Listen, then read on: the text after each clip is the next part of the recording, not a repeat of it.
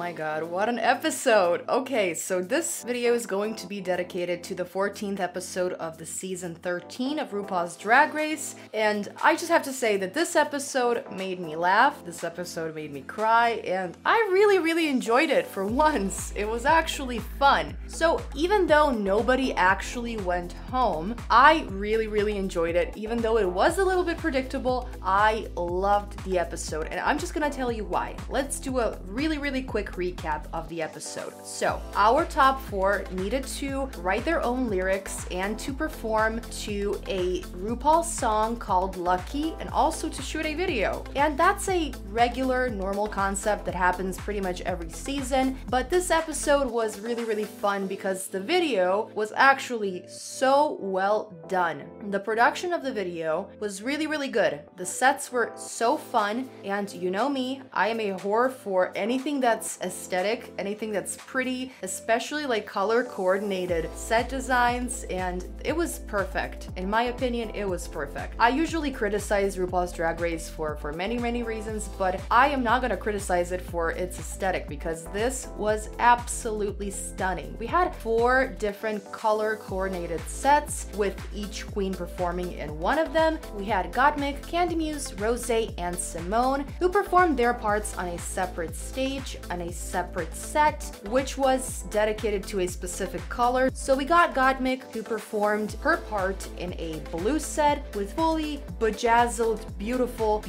corset and just a wonderful blue outfit that she completely rocked. Her signature black and white makeup. We got Kandy Muse, who was in yellow, also in a corset. Rose obviously got the pink color, and Simone, who looked so stunning in orange. I loved this set design so much because it reminded me of early 2000s almost. It reminded me of Say My Name music video from Destiny's Child, who I was obsessed with when I was a kid, and I'm still obsessed with it because that's one of the most visually pleasing music videos that I've ever seen. And also it reminded me, because of the corsets, because of this like burlesque, it reminded me of Moulin Rouge and of just like this beautiful burlesque atmosphere that was happening. All 4 really slayed. Rose really surprised us with that quick rap that she did. I did not know that Rose can rap, but this was such a pleasant surprise and I loved it. Also, the queens just looked stunning on the runway as well.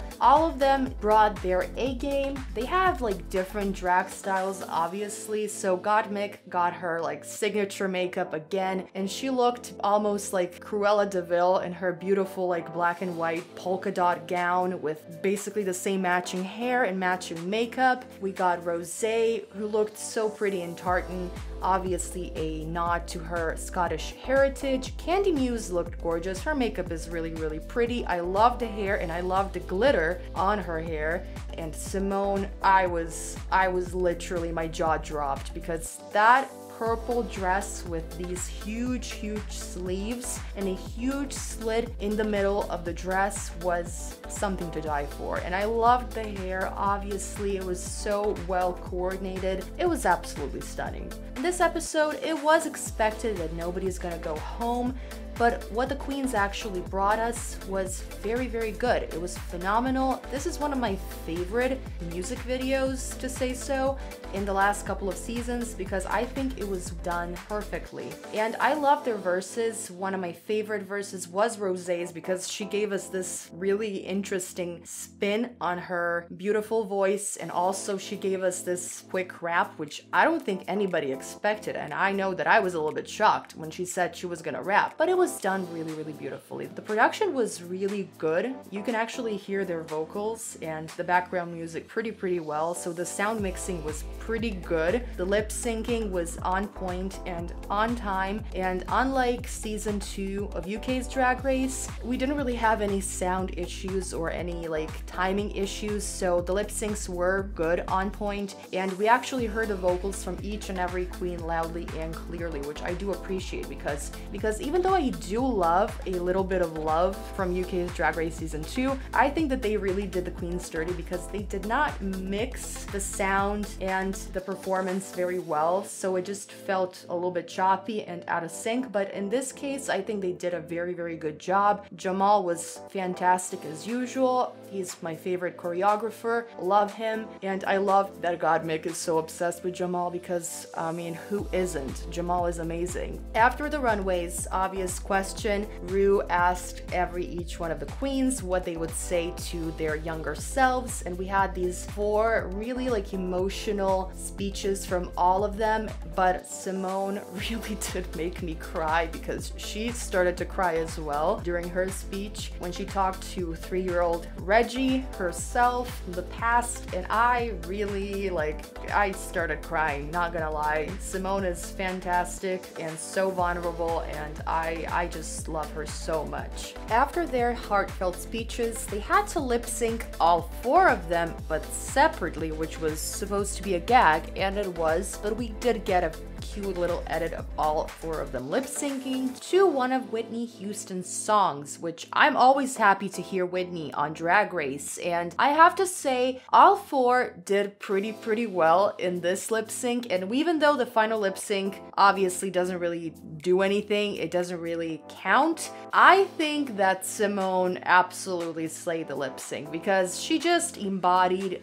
the essence of the song, and I was like staring at her. I was looking for her on the screen while the song was on. So in my opinion, if this lip sync counted, and we all know that lip syncs really don't matter in the penultimate episodes, Simone would be the winner because she completely embodied the essence of this song and the essence of Whitney. I could see Whitney Houston performing right to me through the screen while Simone was lip syncing. All 3 other queens were really good, but Simone was, to me, the absolute winner of this lip sync. But all in all, we're not really gonna get the finale quite yet. We're going to get the finale in about 2 weeks because next week is the reunion, and I am actually waiting for some spicy hot tea, but at the same time, I am very happy because then we will see, obviously, the other eliminated queens. I am very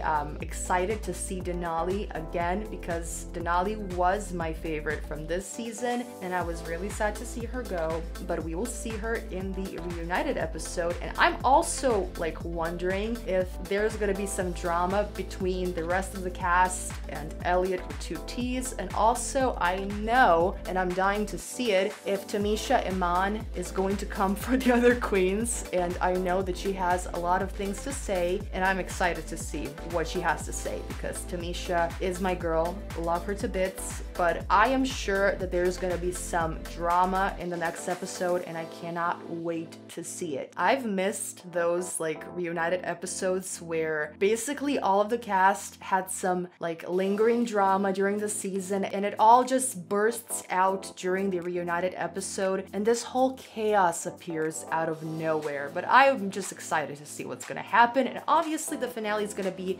there on our screens in about 2 weeks time, and we will see who's gonna win. My predictions for the finale, because we now know it's gonna be a top 4, there's a big chance that Gottmik might win because did you see how Rupaul reacted to Gottmik during their interview with Michelle Visage? I mean, I don't really think that Ru laughed that hard since Lawrence Chaney's interview in UK season 2, and we know that Lawrence Chaney won, and I think that Rupaul might do the same this season as well, even though I am currently rooting for either Rose and Simone because I just love them so much. I believe the Gottmik would be a great winner for this season as well, and knowing Ru, since it is Rupaul's Drag Race and it is Ru's decision, he might actually pick Gottmik, which would be fantastic. Not just because Gottmik is incredibly talented, beautiful, fashionable, and just overall well-rounded queen, but also Gottmik is such an amazing example for the trans community and for trans visibility in general, so I would be thrilled to see her win as well. What are your thoughts? Like, do you think that Gottmik has a chance to win even though her track record